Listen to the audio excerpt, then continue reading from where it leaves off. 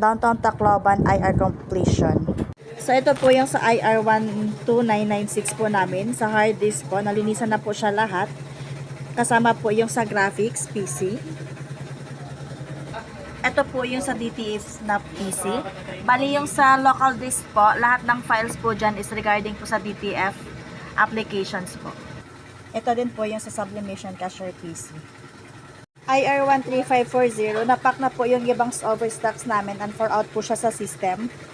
Bali today po para ma-approve and ma-print out po siya at mapadala.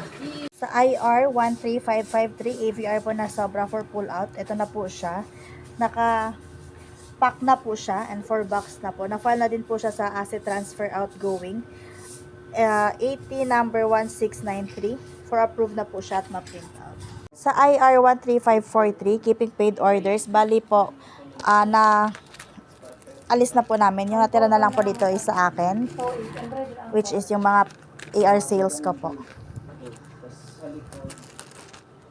Ito po sa IR 13537 with SR na po siya. Yung sa dry fit color gray po, sinamahan na din po ng dry fit color white, large at saka XL. SOR number 121604. Ito naman po sa IR number 13535. Nakapag-SR na din po ako ng dry fit premium po with SR number 121522. Sinamahan ko po ng yellow, gold, and red po na medium. Ibang sizes po ng white, may stock pa po dito sa store. Ito naman po sa IR 13548. Nakapag-request na po ako ng Embro brochure with RAVP number 2438.